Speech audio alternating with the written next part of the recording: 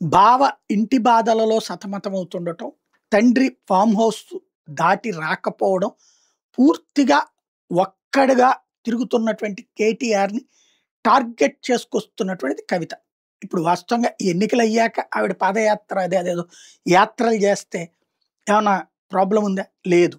అంటే అన్న ఇక్కడ చేస్తున్నప్పుడు అటెన్షన్ డైవర్షన్‌కి తెలుగు అటు తెలంగాణ రాష్ట్ర సమితి క్యాడర్‌ని తన వైపుకి తిప్పుకునేటటువంటి ప్రయత్నం లేదా ప్రచారం తన వైపుకి తిప్పుకునే ప్రయత్నం. ఎందుకంటే కాంట్రవర్సీ ఇప్పుడు మనం సినిమా స్మూత్‌గా సాగుతుంటే నచ్చదు. ఏదో ఒక వివాదం ఉంటేనే నచ్చుతుంటది. అట్లాగే వివాదాస్పదంగా తన పర్యటన. ఎందుకు? తండ్రి బహిష్కరించాడు, పార్టీ బహిష్కరించింది, తను రాజీనామా చేశానంది. ఆళ్ళు ఆమోదించలేదు. ఇప్పుడు ఆవిడ ఎటు తిరుగుతున్నట్టు? జాగృతి తరపున తిరుగుతున్నట్టా? జనజాగృతి అంటున్నట్టా? లేపోతే కేసీఆర్ కుమార్తెగా తిరుగుతున్నట్టా? ఏ ప్రాతిపదికన తిరుగుతోందంటే ఆహ్, అదే లెగసీతో తిరుగుతోంది. ముందు అటెన్షన్ కేటీఆర్ వైపు నుంచి తన వైపుకి లాక్కోవడం. ఇప్పుడు తను ఇస్తున్నటువంటి సంకేతం అయితే నిన్ను నాయకుడిగా నేను ఒప్పుకోను. నిన్ను సీఎం క్యాండిడేట్‌గా నేను ఒప్పుకోను అన్నటువంటిది. అది కేటీఆర్‌కి కూడా తెలుసు. అదే సందర్భంలో కేటీఆర్ సర్వశక్తులు ఒడ్డి ఇప్పుడు జూబ్లీ హిల్స్‌లో తిరుగుతున్నారు.